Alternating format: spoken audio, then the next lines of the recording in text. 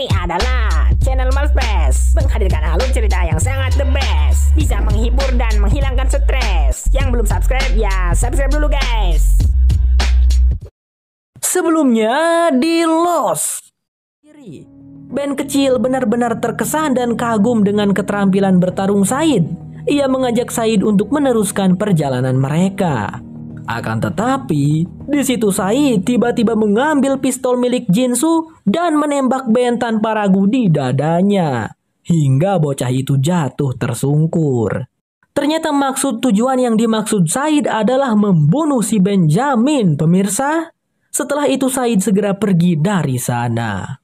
Inilah Lost Season 5 episode 11. Scene episode dibuka dengan flashback Kate, di mana kita akhirnya diberitahu tentang janji Kate kepada James, yaitu adalah untuk menemui Cassidy, mantan kekasihnya James. Cassidy sangat senang melihat Kate kembali dan menyambutnya dengan hangat.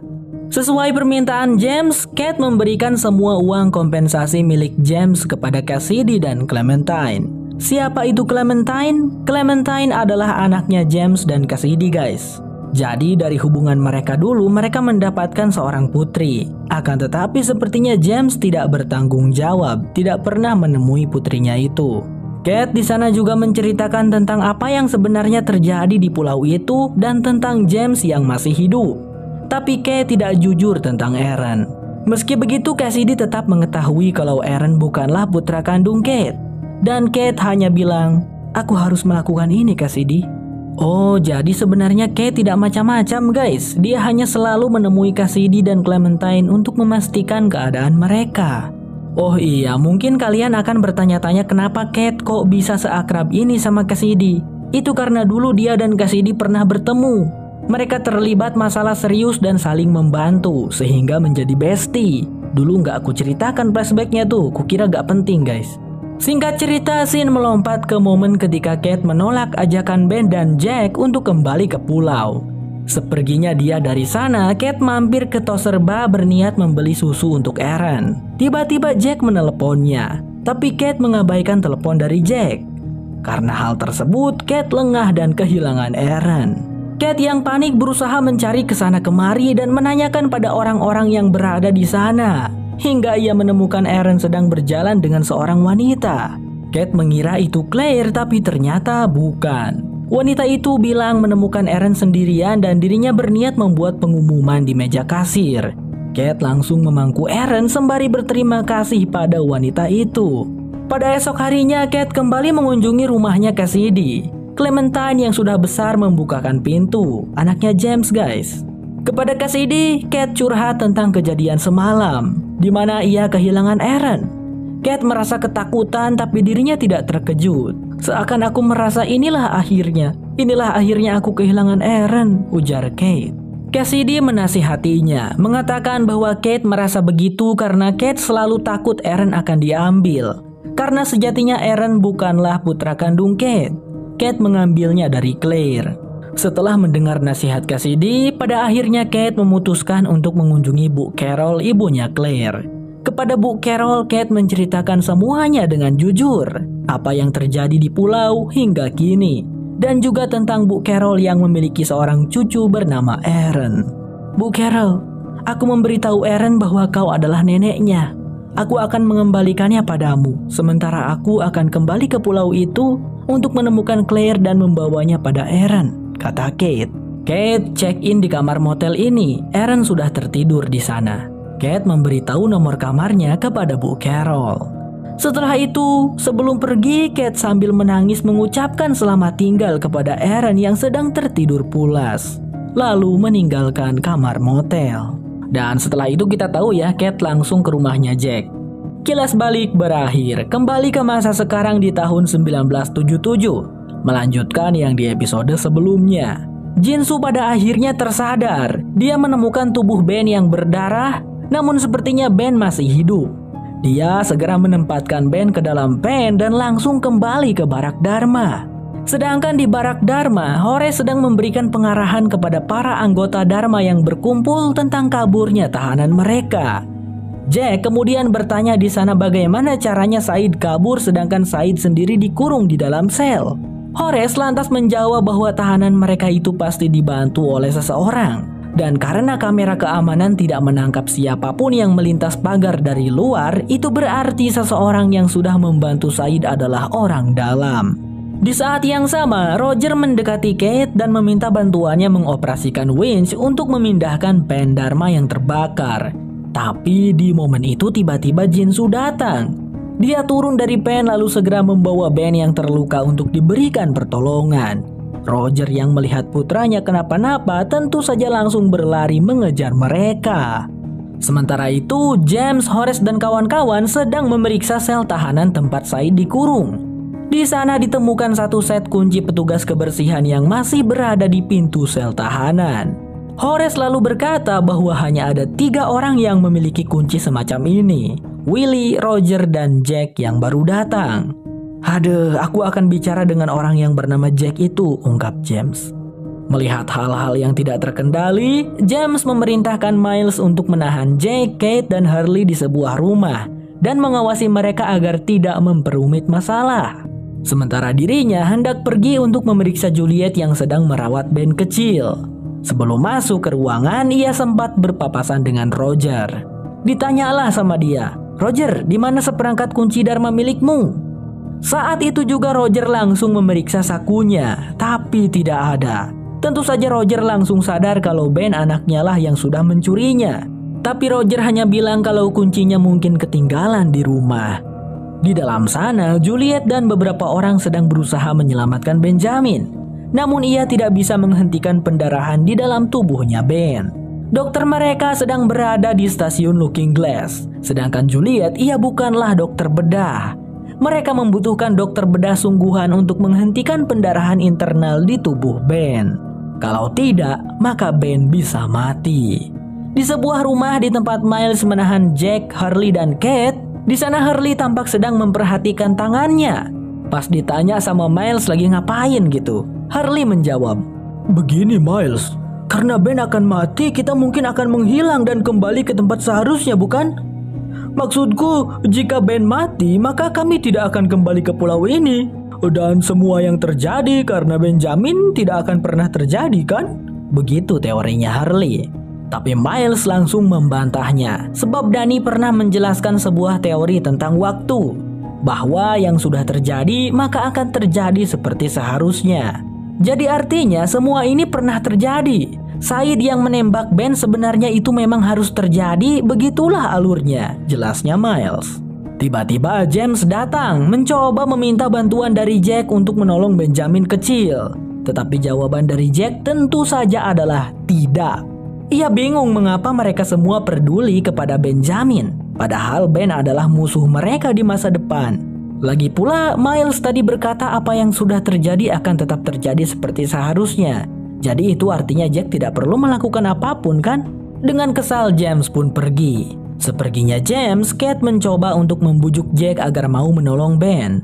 Menurutnya masa depan ya masa depan, sekarang ya sekarang. Menjadi apapun Ben di masa depan, di masa sekarang Ben hanyalah seorang anak kecil yang polos. Kate merasa tidak benar membiarkan seorang anak kecil mati. Tapi Jack sama sekali tidak terpengaruh. "Aku tidak mau melakukannya lagi. Aku sudah pernah melakukannya, Kate, menolong Benjamin. Dulu aku melakukannya untukmu. Sedangkan kau membujukku melakukannya adalah untuk James," ujar Jack. Kate merasa kecewa dengan Jack, tetapi sepertinya dia memahami perasaannya Jack. Dia lantas pergi ke ruang medis tempat Juliet merawat Ben. Karena Ben terus mengalami pendarahan internal, Kate bersedia mendonorkan darahnya untuk Ben. Di sana ada Roger yang kemudian berterima kasih kepada Kate. Lalu ia menceritakan tentang putranya itu yang mencuri kunci darinya dan membebaskan tahanan mereka. Roger berpikir alasan Ben melakukan itu adalah karena dirinya. Dia bukan seorang ayah yang baik dan Roger tampak menyesalinya. Lalu tiba-tiba saja, He's going into hypoxic shock. What's going on? Get him out of here. Please, Roger, just oxygen. Roger, get out of here. untungnya beberapa saat kemudian Juliet berhasil menstabilkan Benjamin. Tetapi tetap saja Juliet tidak dapat menyembuhkannya. Untuk beberapa saat mereka berdua berpikir mungkin Ben akan benar-benar mati. Namun Juliet akhirnya kepikiran, mungkin saja kaum The Others bisa menyelamatkan Benjamin. Di sisi lain, Harley dan Miles kembali melanjutkan pembahasan teori konspirasi mereka.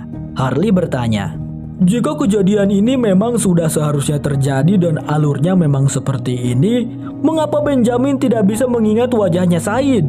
Padahal di masa depan, Ben tertangkap oleh Daniel Russo, kemudian diinterogasi dan disiksa oleh Said di stasiun Swan." Mendengar pertanyaan Harley, Miles langsung ngahuleng. Benar juga ya. Dirinya baru kepikiran tentang hal ini. Kenapa Ben tidak ingat? Kembali pada Juliet dan Kate yang sedang bekerja sama memasukkan Ben ke dalam pen. Setelah itu Kate pun pergi membawa Ben mengendarai pen tersebut. Hingga sampailah Kate di pagar Sonic. Tapi di sana James berhasil menyusul Kate dan rupanya James tidak berniat menghentikan Kate. Justru ia akan membantu Kate mengantarkan Ben kepada The Others. "Aku melakukan ini untuk Juliet," ungkapnya James. That's why I'm doing this. Singkat cerita, Kate dan James membawa Ben kecil ke wilayah hostile atau The Others. Mereka berhenti untuk istirahat sejenak di pinggir sungai. Kate di situ menceritakan tentang Cassidy dan Clementine. Kemudian James mengungkapkan alasan dirinya tidak pernah menemui Clementine adalah karena ia merasa tidak pantas menjadi seorang ayah dari Clementine. Tapi selama 3 tahun ini, James merasa dirinya sudah dewasa dan tidak berpikiran bodoh begitu lagi. Tiba-tiba, sekelompok orang di Others menyergap dan mengelilingi James dan Kate. Mereka marah karena James dan Kate telah datang ke wilayah mereka, melanggar perjanjian gencatan senjata. Tapi James dengan tegas mengatakan kelompok The Others lah yang memulai. Ben kecil tertembak oleh salah satu orang The Others dan James menuntut Richard untuk menolong bocah ini. Ya, James terpaksa berbohong. The Others selalu mengawal James dan Kate ke dalam hutan. Di sebuah tempat, Richard pun muncul menemui James dan Kate. James di sana langsung meminta bantuan Richard untuk menolong anak terluka yang ia bawa ini. Richard pun bertanya apakah bocah itu adalah Benjamin Linus. Mendengar itu, James balik bertanya apakah Richard dan Ben sudah saling kenal, namun tidak ditanggapi oleh Richard. Richard lantas memperingatkan apakah James yakin ingin Richard membawanya, karena jika dia membawa Ben maka anak itu tidak akan mengingat semua ini. Ben akan kehilangan kepolosannya dan Ben akan selalu menjadi salah satu dari The Others. James dengan terpaksa menyetujuinya karena hanya Richard yang bisa membantu menyelamatkan Ben. Salah satu anggota The Others mencoba menghentikan, mengatakan bahwa Charles Widmore pemimpin The Others akan marah. Tetapi Richard tidak peduli karena dirinya bukan bawahan dari Charles Widmore. Setelah Kate menyerahkan Ben, Richard membawanya melewati hutan sendirian. Dia mendekati dinding kuil, melewati sebuah lubang besar di tanah. Richard membuka sebuah pintu rahasia di dinding kuil dan masuk ke dalamnya membawa Ben. Pause guys, pause. Jadi sebenarnya penyebab Ben menjadi jahat dan bergabung dengan The Others adalah James dan Kate yang mengantarkannya kepada Richard. Ini salah James dan Kate guys. Tapi ini sebenarnya adalah salah Jack karena Jack tidak mau menolong Ben kan? Tapi sebenarnya lagi ini adalah salahnya Said karena mencoba membunuh Benjamin. Padahal awalnya Ben hanyalah seorang anak yang polos dan baik. Dia hanya mendapatkan perlakuan buruk dari ayahnya yang membuat Ben sangat ingin pergi dari Barak Dharma. Mind blowing ya. Di saat Said mencoba untuk merubah takdir, justru sebenarnya dia malah membuat takdir berjalan seperti seharusnya. Scene kembali ke masa 2007. Di rumah sakit darurat di stasiun Hydra, Benjamin akhirnya terbangun. Dia tak sadarkan diri karena saat itu kan dipukul sama Sun Hua menggunakan dayung perahu. Ketika Ben mendapati John Locke sedang berada di sampingnya, tentu saja betapa terkejutnya Ben sampai melotot matanya karena melihat kehadiran John yang sejatinya sudah mati karena ia bunuh. Bagaimana John bisa hidup kembali? Lost bersambung, berlanjut ke episode 12. Inilah Lost Season 5 episode 12. Melanjutkan yang di episode sebelumnya. Meskipun Ben tampak sangat terkejut dengan kehadiran John, tapi dia langsung berkata inilah yang dia harapkan. Sesuatu yang Ben percayai telah benar-benar terjadi. Lalu John bertanya mengapa Ben berencana pergi ke pulau utama. Ben langsung menjelaskan bahwa dirinya sudah melanggar aturan pulau dan dia harus menghadapi konsekuensinya yang akan diadili oleh monster makhluk asap hitam. Singkat, malam harinya Ben pergi ke kantor stasiun Hydra dan menggeledah meja mencari sesuatu. Ternyata ia mencari foto dirinya bersama Alec, putri angkatnya. John tiba-tiba datang mengunjungi Ben. Dengan baik-baik John menanyakan mengapa Ben membunuhnya waktu itu, mengapa Ben membujuknya untuk tidak bunuh diri lalu pada akhirnya malah membunuhnya. Ben lantas menjelaskan alasan dirinya melakukan itu adalah untuk mendapatkan informasi dari John. Tapi ya, untuk membuat Jack dan yang lainnya kembali ke pulau, John tetap harus mati. Setelah mendapatkan informasi darimu ya, masa iya aku membujukmu untuk bunuh diri lagi, John? Kata Ben. John lalu bilang kalau dirinya tidak mengharapkan penjelasan, tapi hanya berharap mendengar permintaan maaf dari Ben. Itu membuat Ben terhenyak. Namun John tidak akan mempermasalahkannya lagi.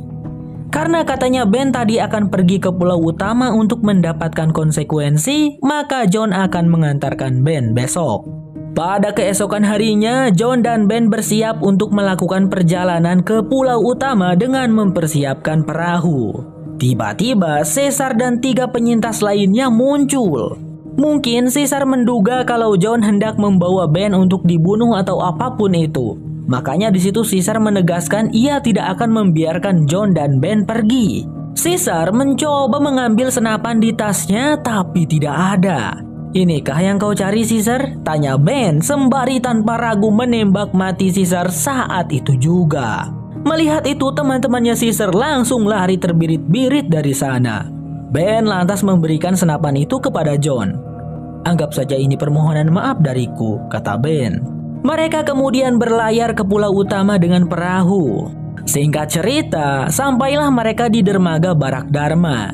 John di sana menyatakan bahwa ia tahu sebenarnya Ben hanya mencari pengampunan atas kematian Alex. Mendengar itu, Ben tidak menanggapi apapun. Sesampainya di barak, Ben dan John melihat bayangan siluet mondar-mandir di jendela kamar lama Alex.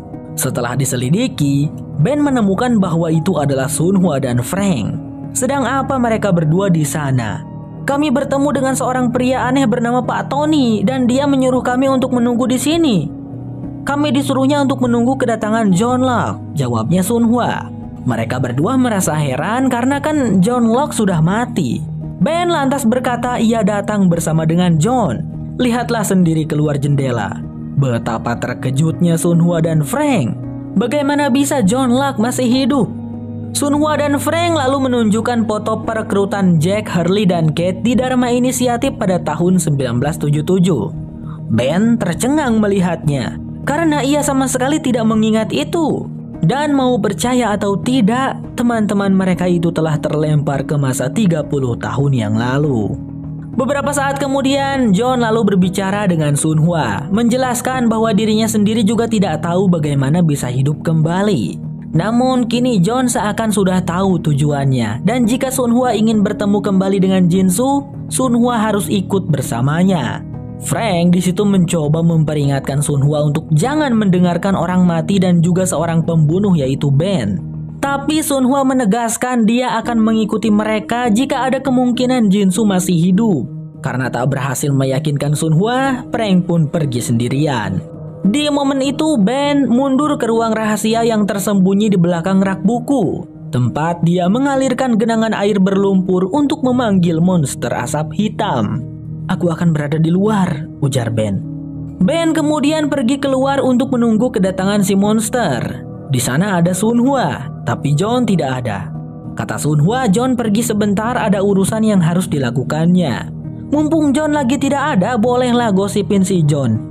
Sunhwa di situ tidak habis pikir mengapa Jack berbohong tentang kematian John. Lalu Ben pun menjelaskan kalau John memang benar-benar sudah mati. Dan sebenarnya Ben tidak menyangka hal ini akan terjadi. Pulau ini memang bisa menyembuhkan orang yang sakit, tapi pulau ini tidak pernah menghidupkan orang yang sudah mati. Melihat John yang hidup kembali, Ben benar-benar sangat ketakutan. Tapi Ben di situ tidak bilang kalau dialah yang sudah membunuh John. Tak lama kemudian John kembali. Ben memberitahu John kalau monster itu tidak muncul. Mendengar itu, John langsung bilang bahwa mereka harus pergi untuk mencari monster itu. Ben mengklaim dirinya tidak tahu di mana monster itu berada, tapi John berkata bahwa dirinya tahu. Ben dan Sunhwa lantas mengikuti John hingga sampai ke dinding kuil tempat dulu Ben dibawa saat ditolong Richard. John mengungkapkan bahwa mereka akan masuk melalui lubang di bawah dinding kuil itu. John akan menemani Ben, sementara Sunhwa akan menunggu di luar. Begitu berada di bawah tanah, John dan Ben menyalakan obor.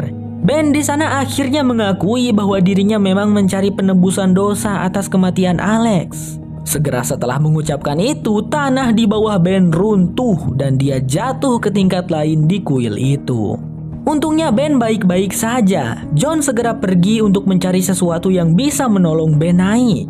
Di bawah sana, Ben melihat tiang-tiang yang ditutupi hieroglif. Dia juga mengamati sebuah panel batu yang dilapisi ukiran gaya Mesir yang melambangkan monster asap hitam dan dewa Anubis saling berhadapan. Tidak tahu aku guys artinya apa. Di bawah ukiran tersebut terdapat jeruji batu yang miring ke atas. Saat itu juga Ben lalu mendengar suara khas monster asap hitam. Dan keluarlah monster itu dari jeruji di depannya. Monster itu mulai mengelilingi Ben, berputar-putar di sekelilingnya. Ben lalu dihadapkan pada kenangan bersama Alex, termasuk kematian Alex di tangan Cammy. Membuat Ben meneteskan air matanya. Setelah menunjukkan penglihatan ini, monster asap hitam mulai menghilang. Tapi sosok Alex tiba-tiba muncul. Ben meminta maaf kepada Alex, mengakui kesalahannya dalam segala hal. Dia mengakui itu. Tapi sosok Alex malah menjepitnya ke tiang, mengancam Ben untuk jangan pernah lagi mencoba berniat membunuh John. Dan Ben harus selalu menuruti perintah dari John. Ben berjanji dan Alex pun menghilang. Tak berselang lama, John kembali dan memanggil Ben. Ia menurunkan akar untuk menarik Ben naik ke atas. Ben di situ lalu mengungkapkan bahwa monster asap hitam telah membiarkannya hidup. Di sisi lain, Frank tiba kembali di Pulau Hydra dengan menaiki perahu. Pria itu segera bergegas menuju ke perkemahan. Tapi di sana tiba-tiba Ilana menodongnya dengan senjata api. Ilana bersama dengan seorang pria bernama Bram yang juga merupakan penumpang. Aneh sekali kelakuan Ilana. Bahkan wanita itu menanyakan sesuatu yang tidak dimengerti oleh Frank. Pertanyaannya adalah, apa yang ada di balik bayangan patung, Frank? Pertanyaan macam apa coba itu? Saat Frank tidak bisa menjawab, Ilana menjatuhkan Frank dengan gagang senjatanya. Lalu setelah itu menyuruh Bram untuk mengikat Frank karena mereka akan berangkat. Waduh, berangkat kemana? Scene lalu memperlihatkan kilas balik masa lalu Benjamin, di mana pada saat itu Richard telah kembali dari kuil dan berhasil menyelamatkan Benjamin. Charles Widmore kembali entah dari mana. Dia memasuki tenda tempat di mana Ben kecil berada. Saat mereka berdua mengobrol, terlihat jelas bahwa Ben tidak ingat bagaimana dirinya terluka. Widmore tidak menjelaskan apapun. Ia hanya berkata kalau mereka akan mengirim Ben kembali ke tempat Dharma setelah Ben pulih. Tentu saja Ben tidak mau. Tetapi Charles meyakinkan Ben bahwa Ben adalah salah satu bagian dari mereka. Sepertinya sejak saat itu, Ben menjadi mata-mata bagi orang-orang di Others di Dharma Inisiatif. Scene lalu melompat jauh ke momen di mana Ben sudah beranjak dewasa dan seluruh anggota Dharma sudah dibantai. Ia bersama dengan Ethan kecil sedang mengintai campnya Daniel. By the way, Ethan kan anaknya Horace sama Amy, tapi tidak ikut dibantai. Kemungkinan Ethan juga berkhianat guys karena dimanipulasi oleh Ben. Pada momen itu Ben berniat untuk membunuh Daniel atas perintah dari Charles Widmore. Namun sesampainya di camp Daniel, betapa terkejutnya Ben melihat ada seorang bayi di sana. Bayinya Daniel.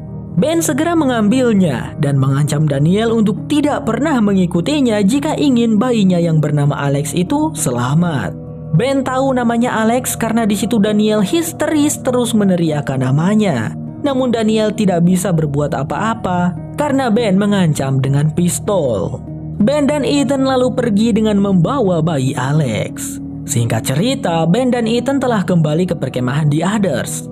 Charles Widmore yang memimpin di Others di sini sudah tua. Ben merasa kesal karena Charles tidak memberitahunya tentang bayi Alex saat memberinya misi untuk membunuh Daniel.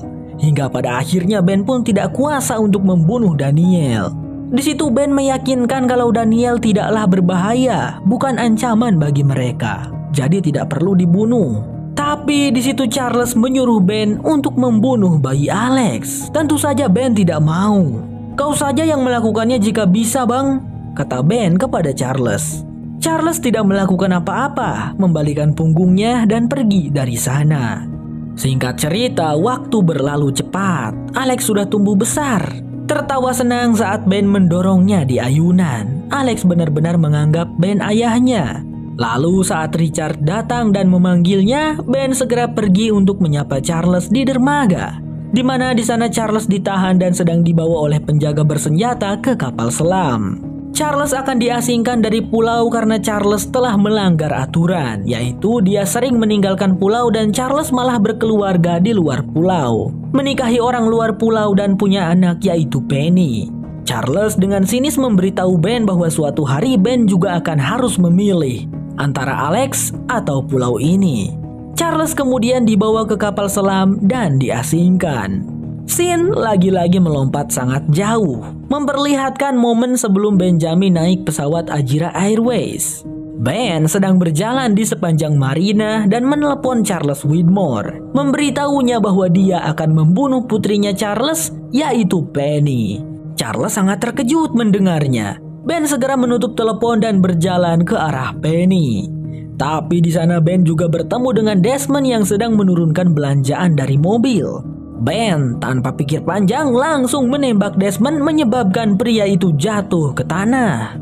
Ben lanjut berjalan mendekati Penny lalu menodongkan pistolnya kepada Penny. "Aku akan membunuhmu karena ayahmu sudah membunuh putriku," ucapnya Ben. Dan di situ di saat Ben bersiap untuk menembaknya, ia malah melihat Charlie, putranya Penny dan Desmond. Ia baru tahu Penny dan Desmond sudah punya anak. Ini seperti deja vu. Sambil menghela napas, Ben menurunkan senjatanya. Tetapi tiba-tiba Desmond menerjangnya, memukuli Ben habis-habisan. Dan setelah itu Ben dilemparkan dari dermaga ke dalam air. Oh, begitulah alasan Ben waktu itu babak belur dan basah kuyup pemirsa. Lost bersambung, berlanjut ke episode 13. Inilah Lost Season 5 episode 13. Melanjutkan yang di episode sebelumnya, James dan Kate yang baru kembali ke pagar sonar menghubungi Miles yang sedang berada di ruang keamanan. Karena aktivitas James dan Kate pasti terekam oleh kamera CCTV di pagar sonar, James meminta Miles untuk menghapusnya, seolah-olah rekamannya tidak sengaja terhapus. Namun di saat Miles hendak melakukannya, ia malah didatangi oleh Horace yang menyuruhnya untuk menemui Razinski di wilayah 334. Sedikit heran, Miles bertanya, bukankah area itu adalah area hostile? Bukankah itu artinya mereka akan melanggar perjanjian senjata jika ke sana? Di situ Horace meyakinkan Miles bahwa apa yang mereka buat saat ini adalah rahasia dan tersembunyi. Orang-orang hostile tidak akan mengetahuinya. Berangkatlah Miles ke tempat itu. Di sana ia tentu saja bertemu dengan Razinski, yang rupanya ia memberikan mayat seorang pria anggota Dharma kepada Miles untuk dibawa kepada Horace. Ada bekas lubang di kepala mayat itu seperti bekas tembakan peluru. Sayangnya Razinski tidak mau menjawab satupun pertanyaan dari Miles tentang mayat tersebut. Setelah mayat itu dimasukkan ke pen, sebelum berangkat Miles membuka kantong mayatnya lalu berbicara pada si mayat. "Jadi sebenarnya apa yang terjadi?" tanya Miles. Scene lalu menunjukkan flashback Miles ketika ia masih kecil. Miles berhasil mengungkap kematian tetangganya saat baru tinggal di sebuah perumahan. Sebelumnya tidak ada yang menyadari kalau penghuni itu meninggal, dan Miles bisa mengetahui kalau orang tersebut meninggal karena bunuh Dirman. Dari mana Miles bisa tahu? "Dia yang mengatakannya sendiri padaku," jawab Miles. Singkat cerita, ketika Miles sudah beranjak dewasa, ia memberanikan diri untuk bertanya pada ibunya yang sudah sakit-sakitan. Sebenarnya siapakah ayahnya Miles? Dan di mana ayahnya berada? Selama ini Miles tidak pernah bertemu dengan ayahnya. Dengan jujur, ibunya Miles berkata bahwa ayahnya Miles mengusir mereka berdua saat Miles masih kecil.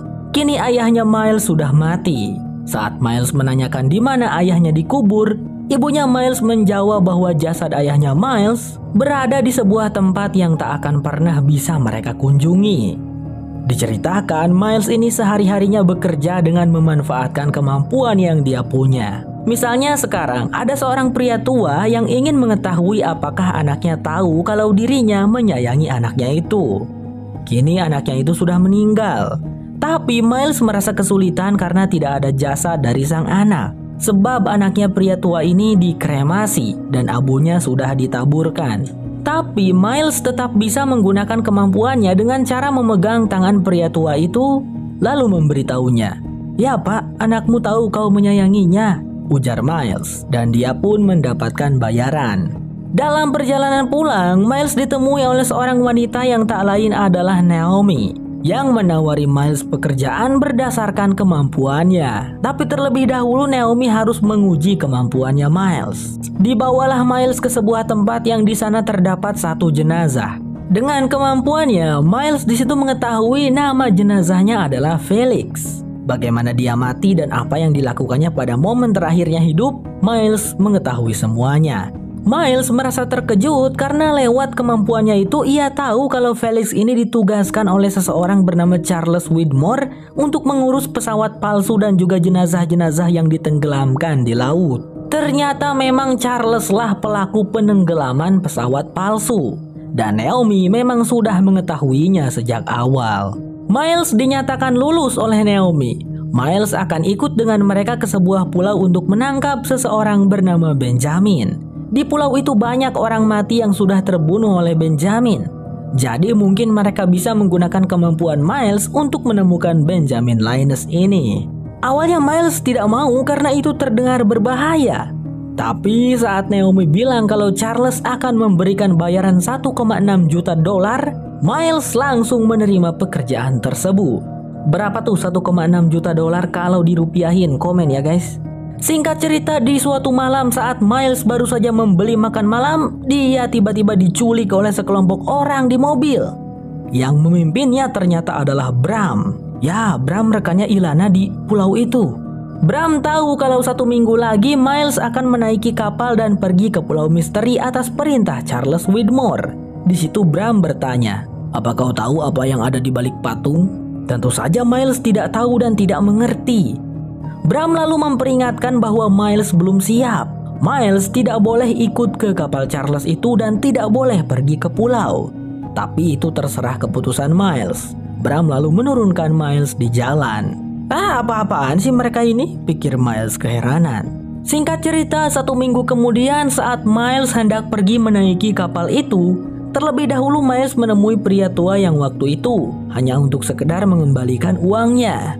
Dan berkata jujur padanya kalau dirinya telah berbohong waktu itu. Miles tidak berhasil berbicara dengan anak pria itu. Pria itu lantas bertanya kenapa Miles tidak membiarkannya saja mempercayai kebohongan Miles. Lalu Miles menjawab, "Itu tidak akan adil untuk putramu, Pak.